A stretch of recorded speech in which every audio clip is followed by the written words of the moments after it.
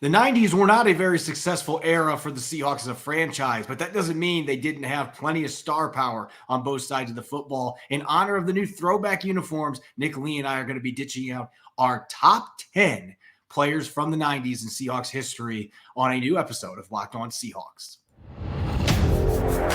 You are Locked On Seahawks, your daily Seattle Seahawks podcast. Part of the Locked On Podcast Network. Your team every day.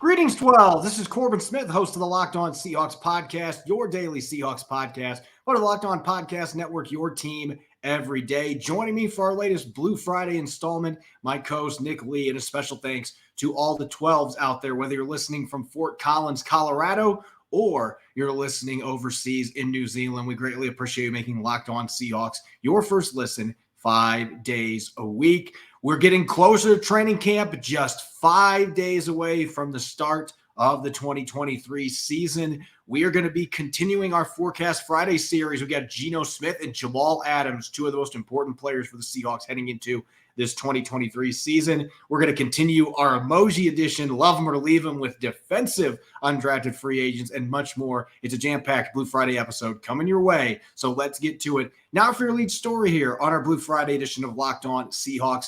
Earlier this week, the Seahawks finally, after years of waiting, unveiled their 90s throwback era uniforms. Now there's truly a 90s era theme in the city of Seattle. Everybody's pretending it's the 1990s, and rightfully so, because we talked about on Wednesday, those uniforms, as Bobby Wagner put so perfectly, are very fire. They did them perfectly, perfect execution, revealing them with the 90s bedroom, the Walkman, the old school television, everything that was in that room. The Seahawks did well, and that got us thinking, Nick, with this 90s fever in the Pacific Northwest.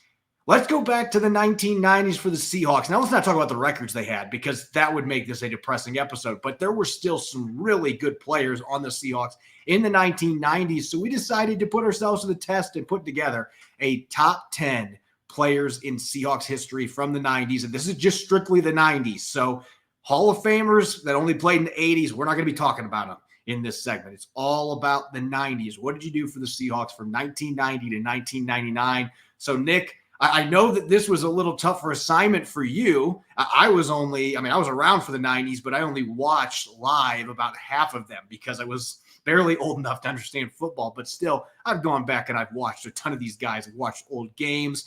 Feel like I'm pretty prepared for this, but we're going to be looking at all pros, Pro Bowls, stats, other things of that nature, how important they were to the team. How does your top 10 list shake out for Seahawk players from the 90s? Well, I got to say, Corbin, I am a little intimidated by this, and I'll just be up front. I grew up in San Diego. I grew up a Chargers fan as a kid until they broke my heart, of course, and moved to that stupid town up north. And, moving here, I was a true 12. I married a Seahawk girl. We got married right around when the Seahawks won the Super Bowl. So I've really had a late start. So some of this history, I feel a little bit intimidated, and I'm sure people will disagree with my list, but I did the best I could with some stats and, old film I've watched a little bit. So I'm going to start, going from 10 to 1. Darrell Williams, I have at 10. Just a fine safety. And I don't know how much you want to break down each one, but he had 20 interceptions between 1996 and 1999, which is pretty impressive. And I had Walter Jones at 9. So before you get all the pitchforks out, he was a Hall of Famer, mostly for his work in the 2000s. So yeah. Walter Jones really, he kind of laid the foundation in the few years he played in the 90s. But if we're cutting the time period off in 1999, I'm sure he was a top 10 player, Pro Bowler. I think it was in 98 or 99. So yeah, he's definitely in the mix for sure. Warren Moon, I got an 8. Fine quarterback, Hall of Fame quarterback. Well into his 40s, which is impressive. He was even playing back then. So the stats were a little, they weren't video game numbers for the Seahawks, but still pretty impressive considering the team he had around him and his age. And Joey Galloway, I have at 7. One of the more dynamic receivers the Seahawks had, millennium change, and 37 receiving touchdowns. And I actually had Brian Blades ahead of him only because he had just about 1,000 more yards, or over, almost 1,400 more yards receiving, and almost double the receptions, or maybe not almost double, but a significant number more of receptions than Joey Galloway. So he had his years of production, 3,000-yard seasons, I believe, in the 90s as well. So I have Brian Blades ahead of him. Chad Brown at 5, and that might be too low, honestly. He is the only first-team All-Pro, and best of my research, voted for the Seahawks in the 1990s besides Cortez Kennedy. So I think there's a big gap between 5 and the rest. And Eugene Robinson at 4, second interceptions, back-to-back Pro Bowls. That 1993 was insane. Nine interceptions, led the NFL. Michael Sinclair, second in franchise sacks. I believe is 16 and a half sacks he had in 1998. I believe that is still a single season franchise record, if I'm not mistaken. Three straight Pro Bowls. Chris Warren, of course, was the franchise leader in rushing, second now, 3 straight Pro Bowls. And then, of course, we have to end with Cortez Kennedy himself at number 1. I don't really think that's much of a debate, but I know our list's a little different, and I went a little bit different ways. I considered some Pro Bowls and All-Pro votes over some stats. I did weight approximate value a little bit as well. That Pro Football Reference, Cortez Kennedy number 5 all-time, that list. Eugene Robinson actually was number 2 in 90s players for approximate value. So I might have ranked him a little too low, but that's my list. Corbin, what you got? Yeah, mine's pretty similar in some regards. And Cortez Kennedy was the Seahawks in the 90s. He's got to be at number 1. I mean, we're talking about a guy that won Defensive Player of the Year in 1992 for a 2-win football team. That just doesn't happen. You have to be beyond dominant to get noticed that way. But he was 14 and a half sacks that year. And that defense was pretty good. If the Seahawks would have had even a marginal starting quarterback, they'd probably win 8 or 9 games. Might be a playoff team. That's how much not having a quarterback impacted that team. They had a lot of really good defensive players. Eugene Robinson was on that squad as well. I have Chris Warren in there at number 2. And this one I was torn on because Eugene Robinson was ridiculous from 1990 to 1995.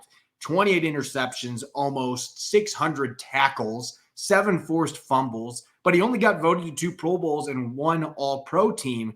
Chris Warren, behind Barry Sanders and Emmitt Smith, was the 3rd best running back in terms of yardage from 1992 to 1995. 3 Pro Bowls, 2 All-Pro selections. So I've got to put him at number 2 with Eugene Robinson behind him at number 3. Now, number 4 on my list, I've got Michael Sinclair. You had those 2, Robinson and Sinclair, flipped. Sinclair never got onto an All-Pro squad. So that really was the difference maker for me with this one. So I had Sinclair at number 4. Even though he had a really good run there for 3 years, 41 and a half sacks. Robinson, to me, was just a bit more of a dominant player in the 90s for the Seahawks. And I've got Walter Jones higher than you. And I know that he only made 1 Pro Bowl in his 3 years that he played in the 90s, but he also played for some teams that were not very good at the end of the 90s.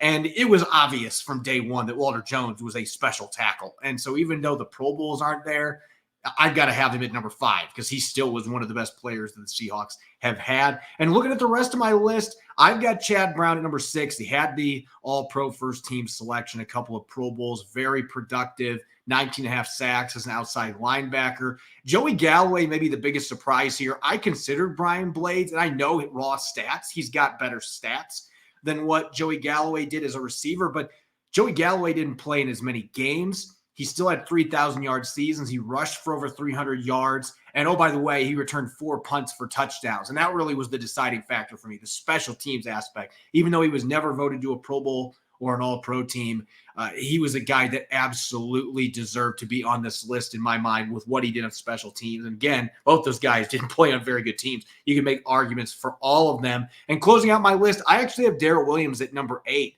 Because he had 8 interceptions in a season. Then he made the Pro Bowl. He was second-team All-Pro selection. You could have made an argument he was a first-team caliber safety that year. Fantastic year, and he just stuffed the stat sheet his 4 years in Seattle. And for my last 2, Warren Moon, he was a Pro Bowler in his first year in Seattle at the age of 40, which is remarkable, especially for that era. This is not Tom Brady's era for a 40-year-old quarterback back then to still be playing well. He got MVP of the Pro Bowl when it still mattered to players. So it was a big season for him. And at number 10 on my list, I got to have a fullback, John L. Williams, over 2,000 rushing yards and over 2,000 receiving yards in 4 seasons in the 90s, 2 Pro Bowls.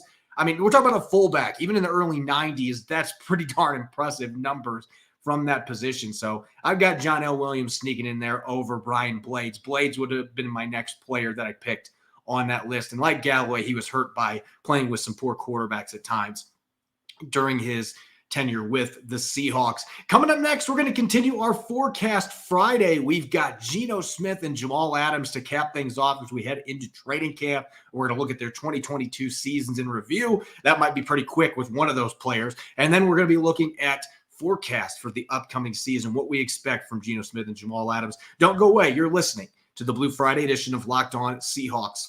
Our partners at eBay Motors have teamed up with Locked On Fantasy Football host Vinny Iyer to bring you some of the best fantasy picks each week, all season long. Whether you're prepping for a draft or scouting the waiver wire, every week we're going to provide players that are guaranteed to fit on your roster. So with draft prep underway for the upcoming season, let's see who Vinny has picked out for us on this week's eBay's Guaranteed Fit Fantasy Picks of the Week. Looking to make a smooth turn in fantasy football snake drafts with the last pick in the first round and first pick in the second round? Catch an initial spark for your roster by revving up with two elite NFC East wide receivers, Cowboys CeeDee Lamb and Eagles A.J. Brown. A letter-perfect guaranteed early fit. Count on Lamb driving Dak Prescott and Dallas's new look passing game to big numbers, and Brown revving up Jalen Hurts' downfield throwing once again in Philadelphia. With eBay Guaranteed Fit and over 122 million parts and accessories for your vehicle right at your fingertips, you can make sure your ride stays running smoothly. Air fillers, brakes, batteries, taillights, alternators, shocks, struts, you name it, eBay Motors has it, and they'll make sure it's the right fit for your car, because eBay Guaranteed Fit helps you understand exactly what part you need for your vehicle the first time. So go forward, switch gears, crank the AC, and say goodbye to sweating it if your ride needs a little fixing up, because now you'll know you'll always be set for success from the get-go. With eBay Guaranteed Fit, everything your vehicle is calling for is just a click away. For the parts and accessories that fit your vehicle, just look for the green check. Get the right parts, the right fit, and the right prices. ebaymotors.com. Let's ride. eBay Guaranteed Fit, only available to U.S. customers. Eligible items only. Exclusions apply. You're listening to Blue Friday edition of Locked On Seahawks. It's your host, Corbin Smith. Glad to be joined for today's episode by my co-host, Nick Lee. And a special thanks to all the 12s out there. We greatly appreciate you making Locked On Seahawks your first listen 5 days a week. For everydayers, coming up on Monday, we're going to be getting to the key questions, the key storylines on offense. Going into training camp will only be 3 days away from the festivities beginning at the VMAC. You won't want to miss it. I hope you'll be listening in. It's time for our final Forecast Friday of the offseason. At this point, we've tackled almost all the key players for the Seahawks on offense and defense. And now we've got two of the most important players to cap things off. Geno Smith, who was number one in our 90-man countdown, and Jamal Adams, a player the Seahawks are certainly counting on to rebound from an injury. Let's start, Nick, with Geno Smith. And being the quarterback, we have talked about him tons this offseason, coming off the magical comeback player of the year season where he led the league in completion percentage, finished fourth in touchdown passes. Really a remarkable year. Broke Russell Wilson's single-season passing yardage record as well. Ran the ball well when the Seahawks needed to. It really was one of the best seasons by a quarterback in the NFL a year ago. And, of course, that leads to the question, even with the new contract in play, can he do it again? Is he going to be able to put up similar numbers? Can he exceed those numbers and earn a bunch of escalators on that new contract? But before we get to future projections, I want to take a moment just to revisit that season last year, because even me, I was more optimistic than most people. I thought Geno Smith was going to win the starting job and have a decent year. I didn't think he was going to do what he did last season across the board. And it really was one of the most surprising seasons by a quarterback that we've ever seen. Yeah, certainly in Seattle. I mean, he was efficient. He led the NFL in completion rates, top 5 in QB rating. I think he was 6th in QBR, ESPN's metric, and just really across the board as far as, with the arm and with his leg. I mean, he was one of the more dynamic quarterbacks in the NFL last year, which I certainly didn't see coming. I was pretty down last year on him. And going into it, I thought that the quarterback situation was a little dire last year with just Smith and Drew Lock, and I'm so glad that he didn't write me back and didn't write lots of other back. He's still working and still he's validating that. And last year was incredible. He was efficient for the most part, and just to review on some of the stuff that maybe there's room to grow. Certainly there's room to grow. with him. And what was usually his problem before he arrived in Seattle, and even some games during his tenure in Seattle so far, the turnovers. He does have some turnover, bonehead kind of decisions that you don't really, you'd expect better of him with the kind of caliber play he has. He has a high number of turnover worthy plays. That's something that sank him with the Jets, certainly. He's a guy also that can take the sack, and he had 46 sacks last year. Some of that, of course, is on the offensive line, but some of that is on him as well. So yeah, if as far as projecting, for the season to come, based on his numbers last year or last season, like I said, I think it was a couple days ago, I would be pretty hard pressed for him to repeat exactly what happened last year, because first, he's not sneaking up on anybody. He has now got a target squarely on his back. Some of that could be a good thing, but he is not going to surprise anyone. They have a book on him now in the NFL in a Seahawks system, so it might be a little harder to repeat some of those numbers. But there's more talent around him, especially on the offensive line as well. So I still expect a top 10 quarterback in Geno Smith, top 12. Certainly in the efficiency rating. So is he going to get all the Patrick Mahomes, love and adoration, the highlight reel throws and stats? Probably not. But he can quietly still be, I truly believe, a top 10 quarterback in this league. Yeah, I think with what the Seahawks have done with their personnel around him, and we did talk about this earlier this week, and I think that you and I are going to have similar stances today. Nothing's changed in the last couple of days. I would be surprised if he doesn't approach the numbers from last season because of what they put around him. Jackson Smith and Jigba joining DK Metcalf and Tyler Lockett, the tight ends they have, the running game they have. I expect the offensive line overall is going to be better than last year's group. There's certainly some things on his end he's going to have to clean up. The turnover issues late in the season, that's the one concern I have. Is he going to be able to get back to what he did the first 8 or 9 games last year, where he was so efficient not turning the football over? And he did benefit sometimes from luck. There were a lot of turnover-worthy plays that didn't turn into turnovers. That rate jumped way up in the second half. So can he cut down on those poor decisions, those poor throws that ended up hurting him in the second half of the season? And I think that you're going to see some improvements in that regard just from the personnel. I expect the passing yard is going to be pretty similar because of the weapons they've got around him. The completion rate, getting back to 69.8%, I think is going to be really tricky for the Seahawks quarterback to do.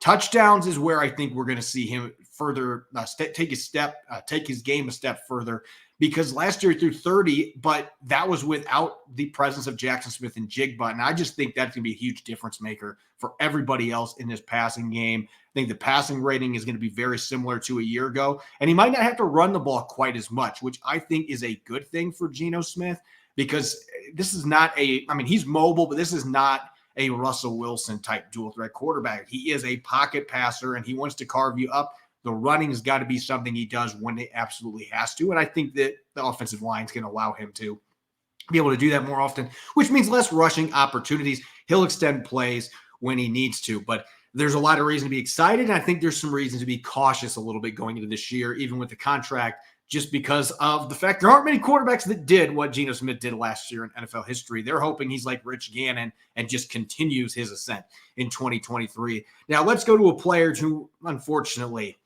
we did not get to see play more than a quarter of action last year. And that's Jamal Adams. Gets hurt in the season opener, torn quad tendon. And I'll stand by what I have said the entire offseason.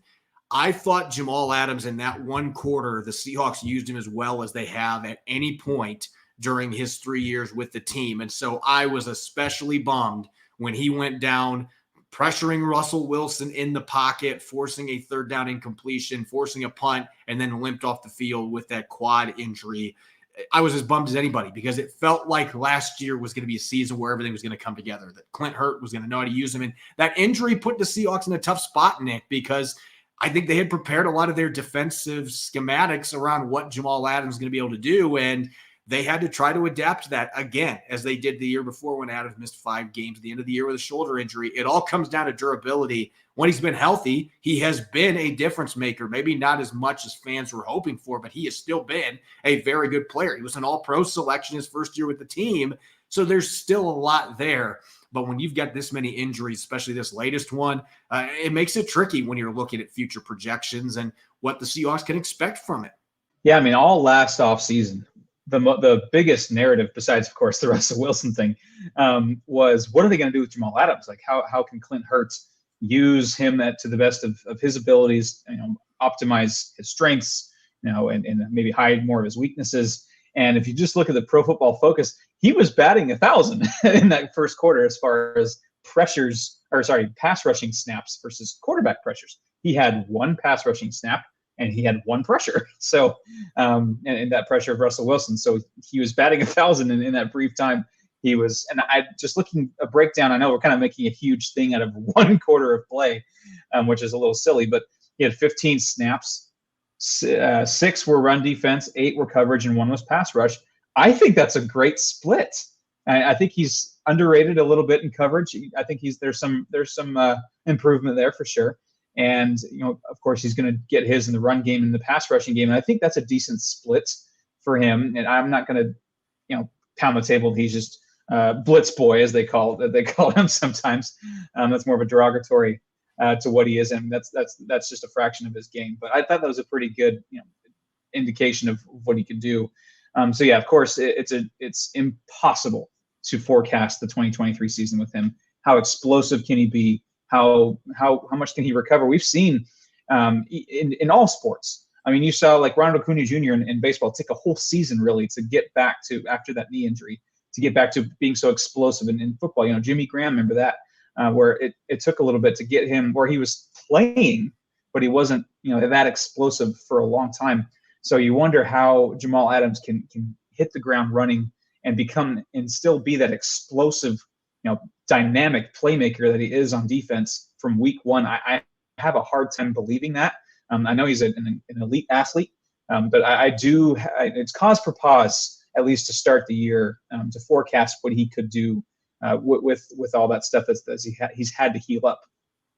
Yeah, it's really tricky because of the injury he is coming off of. There is a track record of guys struggling to make it back for that injury. Now, there have been plenty of examples of guys who've bounced back and looked like their pre-injury selves, but this is one of the tougher injuries to return from, and it's a rare injury. It doesn't happen a lot. You don't see a lot of guys suffer this injury. So there's not a lot of evidence out there to work off of, especially in the NFL. This is a very rare injury in the NFL. You don't see a lot of torn quad tendons. It just doesn't happen often. And Jamal Adams, unfortunately, suffered that, a non-contact injury last year, rushing after Russell Wilson. So without seeing him on the practice field yet, it's really tricky. The only thing we can do projections-wise is we have to look back at what Jamal Adams did before these injuries the last couple of years have really wreaked havoc on his game and prevented him from making the impact Seattle hoped for, and trying to model what those stats might look like, especially with what we anticipate Clint Hurtt is going to do with this defense. And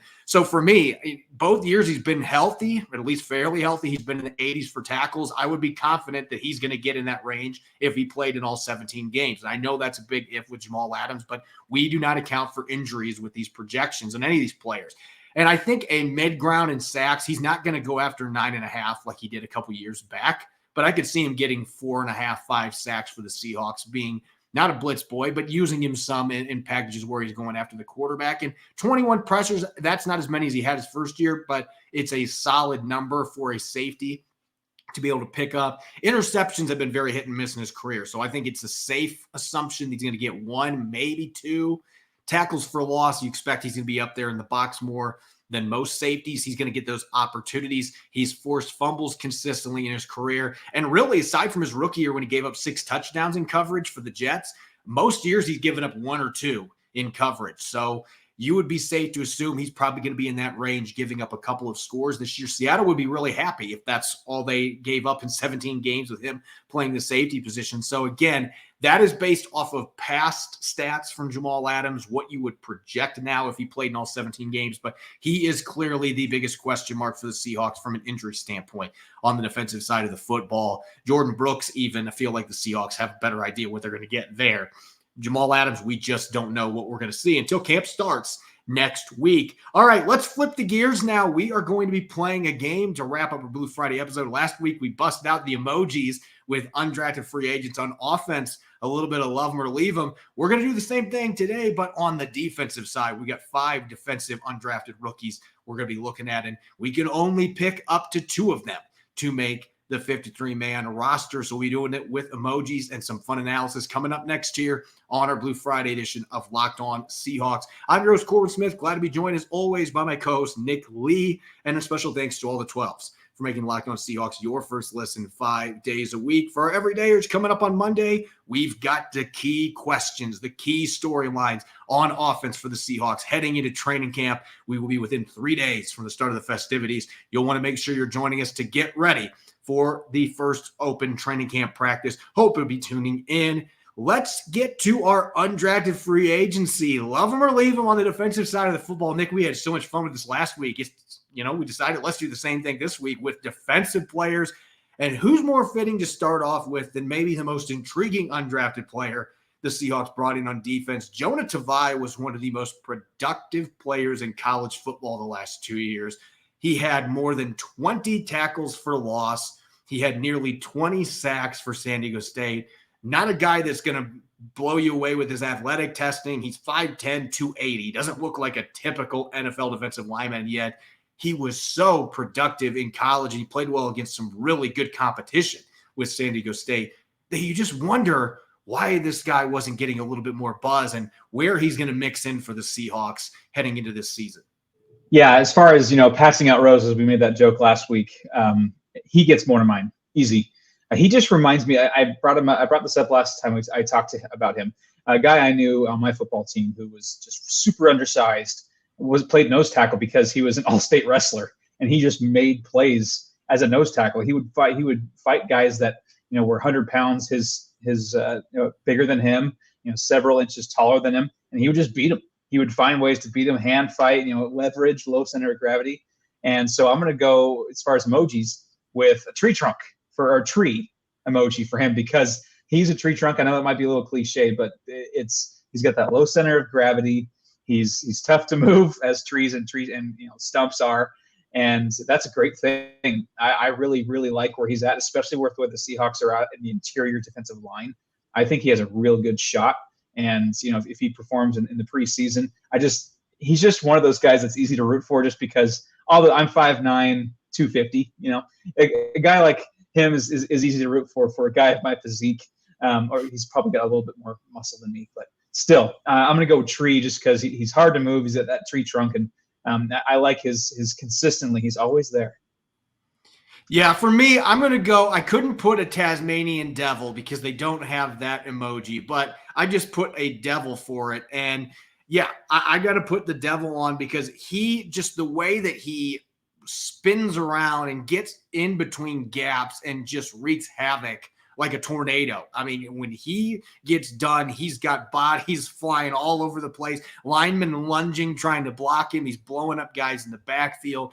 He just plays with that kind of reckless abandon, that quickness, that penetrating ability. So he is going to get one of my roses as well. Now, if people listen to our podcast on Thursday, if Shelby Harris ends up coming back to the Seahawks as I projected, I think Tavai is going to have a very difficult time making this team. But with the depth chart as it currently stands, I think Tavai's got an excellent chance to make this football team with his game-wrecking ability that he brings to the nose tackle position. And he is tougher to move than people would think because he's short and stocky, makes up for that 280-pound frame because he's, again, like you said, built like a tree trunk. But I see a Tasmanian Devil the way that he plays the game, just not out of control necessarily, but he plays the game so quick like a tornado, and it's really fun to watch when he gets rolling. Up next, staying on the defensive line, MJ Anderson was a little bit of a late bloomer, didn't put up many numbers at Minnesota. He transfers to Iowa State, only had 3 sacks, but still had a pretty impressive season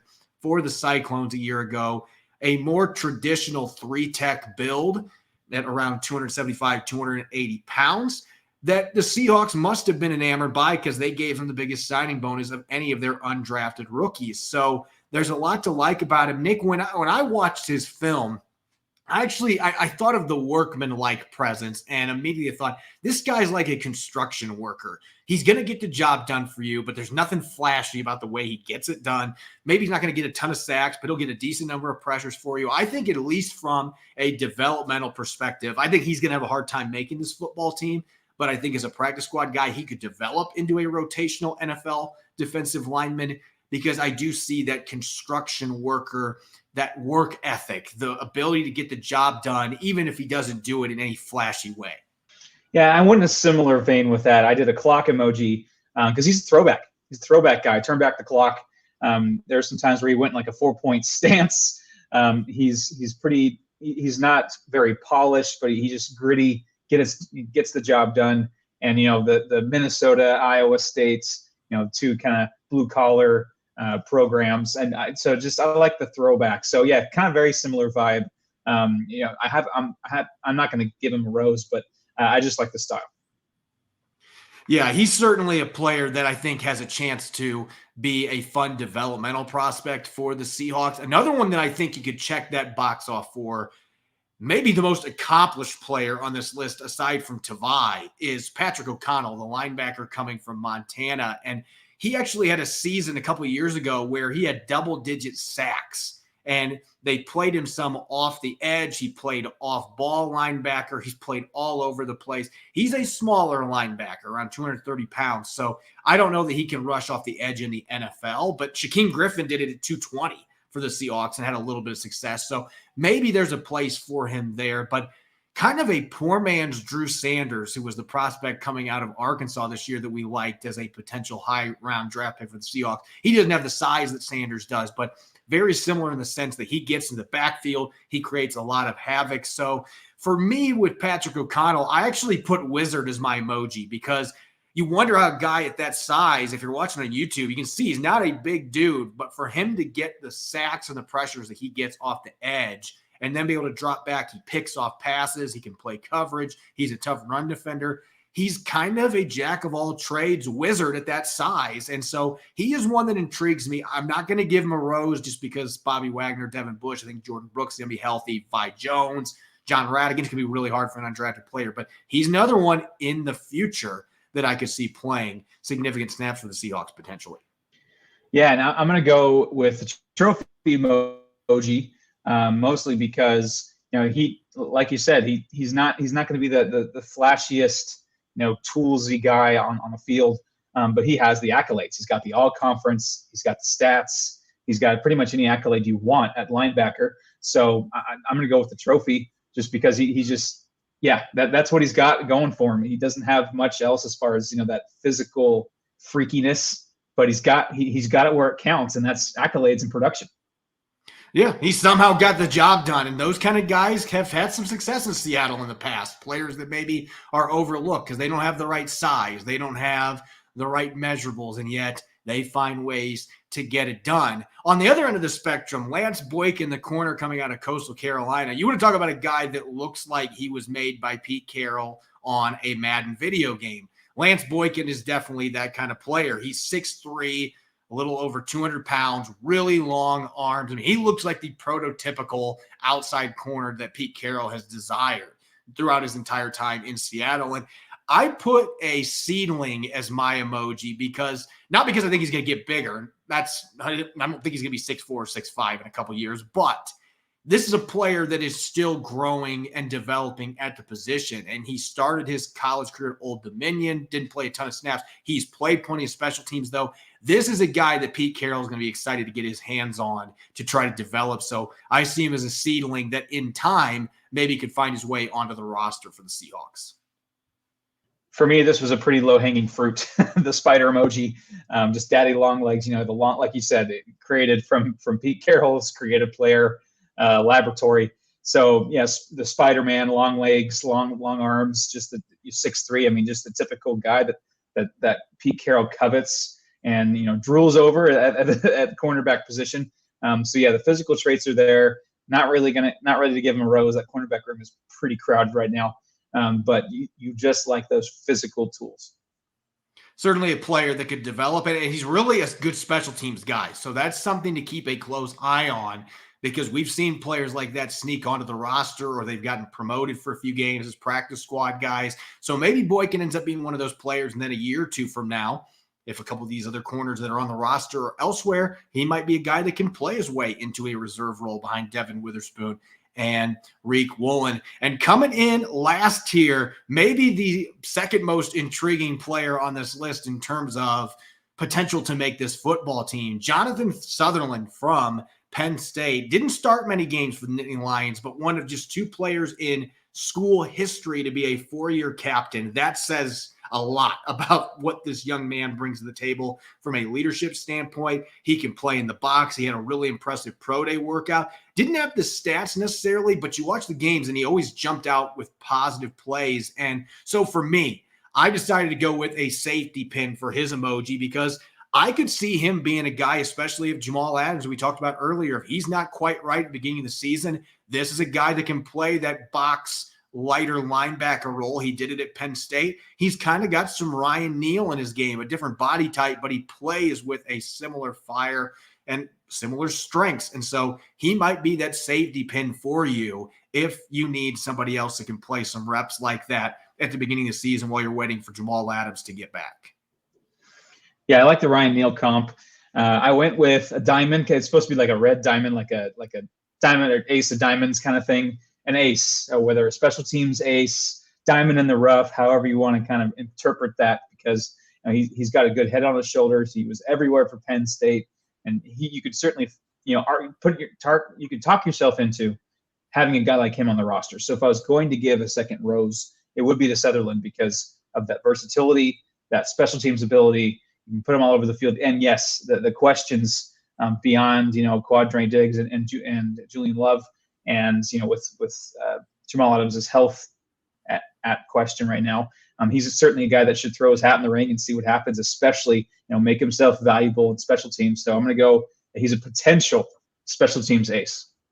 This is going to sound really heartless, but I'm going to have him rent a rose. That's how I'm going to do this, because until we know that Jamal Adams is back, I want him to be ready to be on the roster. But if Jamal Adams is healthy, I'm going to say, I'm sorry, we just don't have enough room here for you on this bachelor pad. So anyway, I'm going to rent a rose out to him. I think he's certainly a guy that has a chance just because of some of the logistics there at that safety position, some of the uncertainty that we are seeing heading into training camp. As always, you can follow me on Twitter, Corbin Smith NFL. You can follow Nick at NickLee51. Subscribe and follow Locked On Seahawks on YouTube and wherever you listen to podcasts to make sure you don't miss a single episode. Coming up on Monday, we're going to kick our training camp preview into overdrive. Key topics, key storylines on offense heading into Wednesday's first open practice at the VMAC. You won't want to miss it. Enjoy the rest of your weekend, and thanks for listening. Go Hawks.